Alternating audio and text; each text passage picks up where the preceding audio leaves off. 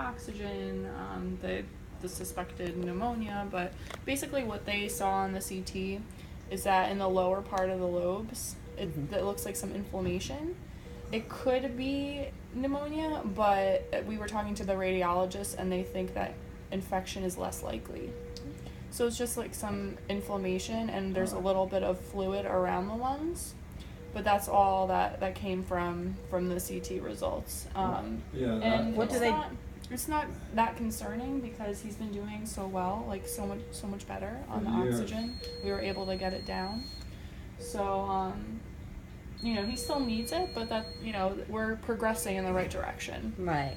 So that's what's So what important. do you do about the fluid around? Does it matter? You just continue to watch it, and we'll touch base with the transplant team and Dr. Maley and kind of see, what course of action to take. But it's just something that you monitor over time, and the body just kind of resorbs it. I mean, it's not that much for us.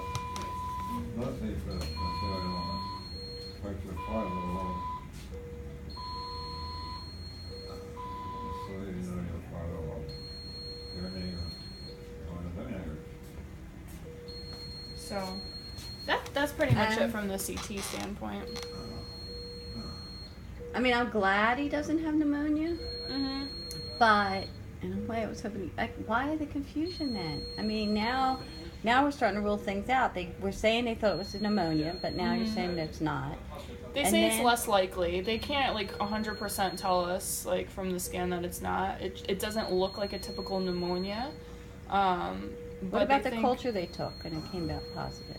They took a culture of mute phlegm that came up, and they said that's why they determined he had pneumonia to begin with. Yeah, so he's being treated for any suspicious infection. So if there was something brewing, we're treating it. But the most recent CT doesn't show a typical pneumonia So do you have picture. any idea why he's so confused then? Because now it's not. They thought originally it was ammonia levels, but then they checked them and they're down, and then they said they thought it was maybe the infection, and now that's down. Right. You know what? I'm not sure, but he's doing better. Oh yeah, he's better. Because I was here overnight a couple nights ago, and he wasn't making any sense at all. Oh, I know.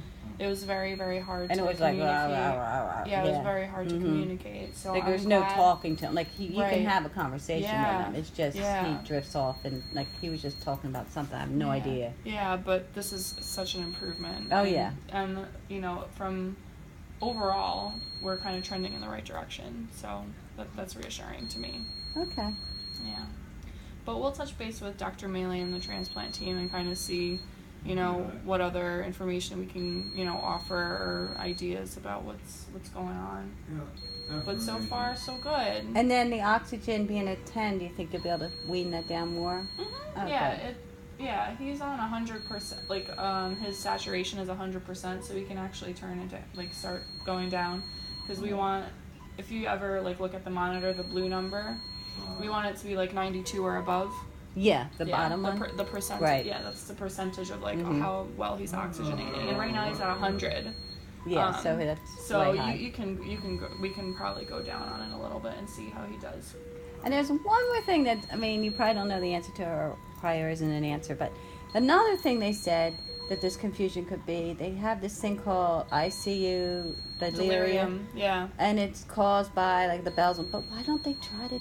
Why? That shouldn't be going off now. Shouldn't a nurse be coming in turning it off? Yeah. I don't get it. Yeah. They say that, but then they don't do anything about or leaving it. I'm always going out in the hall looking for somebody to please turn this off. Yeah, I know it gets really frustrating and annoying.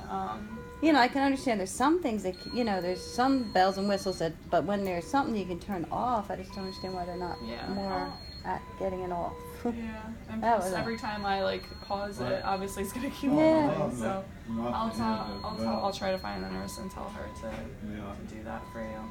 And then the bright lights, are we still trying to do keep it really bright during the day and then dark at night? Yeah, exactly. So you mentioned the bells and stuff like that, but it's also sleep-wake cycle. Right.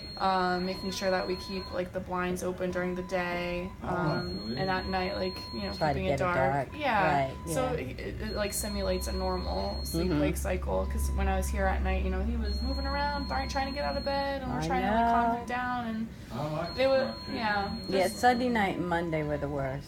Yeah. Yeah. But- So we're And Tuesday he we're was still doing as much as confusing. we can to kind of minimize any of those factors that would Yay, lead somebody's coming in. to. That's not his nurse, I but don't think, he you know, realizes. Thank So you. you just, they want the 2 feeds running, right? Mm-hmm. Alright, I'll just, they were on hold, maybe if somebody gave something, I'll just restart them. Yeah. Hi!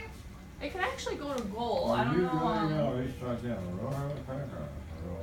How do you guys like increase this? Usually it's based on the order, it'll say like increase by 10, Gotcha. 4, something like that. Okay. I can let Michelle